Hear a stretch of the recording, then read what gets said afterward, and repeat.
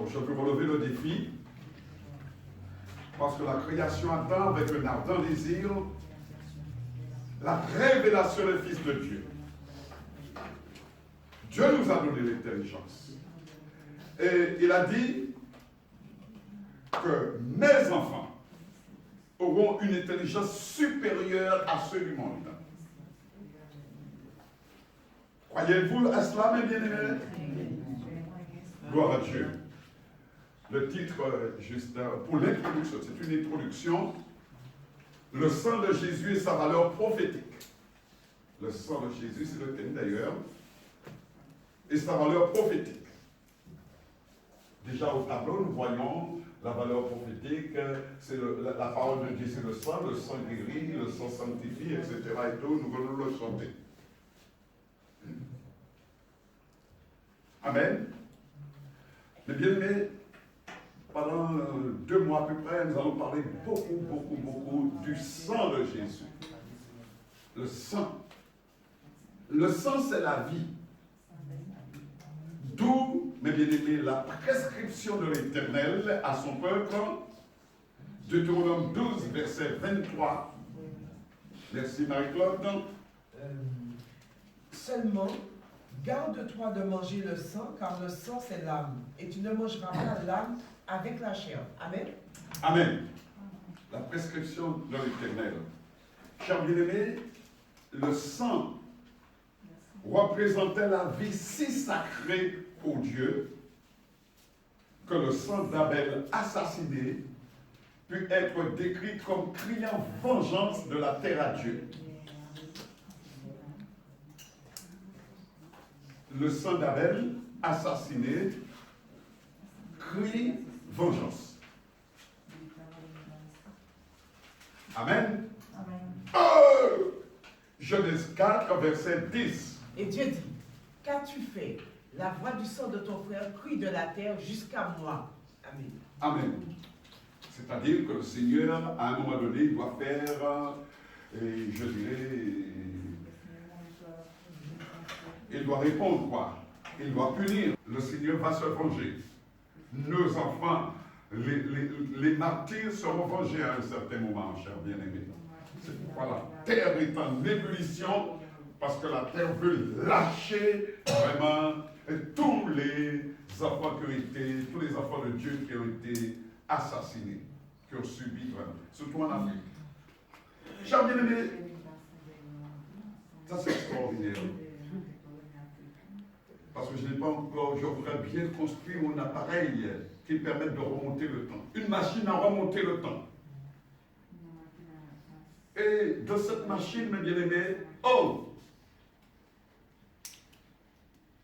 c'est là que nous trouvons la première conférence.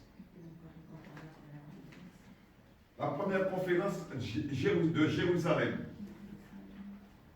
C'était pour régler un problème majeur que nous allons voir tout de suite. Acte 15, verset 20. L'apôtre a été obligé de recommander formellement aux chrétiens de s'abstenir de consommer les animaux étouffés et du sang. Peut-être dans les jours à venir, soit demain ou bien vendredi, je vais répondre à une question importante. Savez-vous qu'il y a des martyrs qui attendent avec impatience le jugement de ce monde pour rencontrer Dieu? Ils ont crié à Dieu. Seigneur, quand est-ce que tu vas nous libérer parce que nous voulons vraiment nous réjouir de ta présence? Ah! Et le Seigneur leur répond, l'Éternel leur répond, attendez encore un instant. Attendez que vraiment tous ceux qui sont inscrits puissent entrer. C'est pourquoi nous avons le devoir de cette cohorte. Le devoir, mes bien-aimés, de partir, de prêcher la parole de Dieu.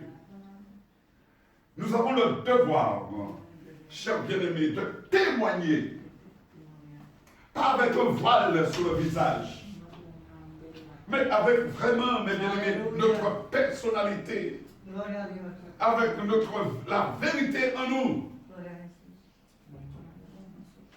Et c'est comme ça que les chrétiens vont venir, mes bien-aimés, que ceux qui sont dehors vont rentrer. Parce que tous ceux qui sont morts injustement, les martyrs, ils ont envie de rencontrer Dieu. Ils sont en train de dormir pour le moment. Oh! Mais le Seigneur leur dit, prenez courage.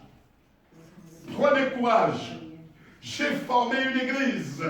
Et cette église va vraiment vous libérer. Parce que cette église fera ma volonté. Mes bien-aimés, le cri qui s'élève dans l'univers est angoissant. Oh Dieu! Des cris de souffrance, des cris, mes bien-aimés, je dirais de perdition. Beaucoup de gens autour de nous ont perdu non seulement la foi, mais ils ont perdu la tête. Ils sont comme des robots, comme des zombies. Il y en a qui crient au Seigneur. Qui pourra me délivrer? Romains 7, 24.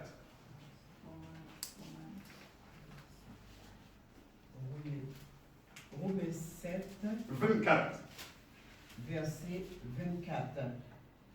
Misérable que je suis, qui me délivrera du corps de cette mort? Amen. Amen. Il y a des autres qui disent, ils sont nombreux, comment pourrais-je échapper au jugement?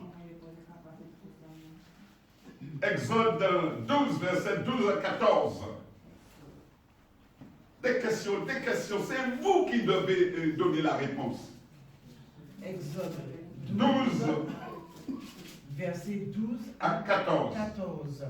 Cette nuit-là, je passerai dans le pays d'Égypte et je frapperai tous les premiers-nés du pays d'Égypte, depuis les hommes jusqu'aux animaux, et j'exercerai des jugements contre tous les dieux de l'Égypte. Amen. 14. Merci. Amen. Le sang vous servira aussi. Le sang vous protégera. Si vous êtes sous le sang, mes bien-aimés, ne craignez pas, restez en paix. Alléluia. Alors, une question, une énigme, mais facile à résoudre. Qui prononce cette phrase illustre tout est accompli? Jésus.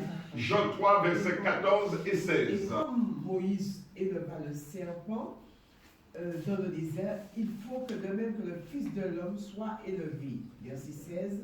Car Dieu a tant aimé le monde qu'il a donné son Fils unique, afin que quiconque croit en lui ne périsse point, mais qu'il ait la vie éternelle. Amen. Amen.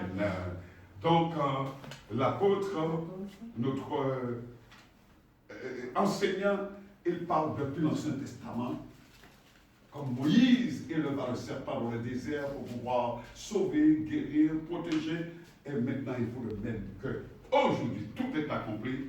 Eh bien, que vraiment, Jésus soit élevé sur la croix et qu'il puisse aussi mourir. Chers bien-aimés, ça c'était mon introduction qui a duré. Il n'y a de salut en aucun autre. Acte 4, verset 12. Acte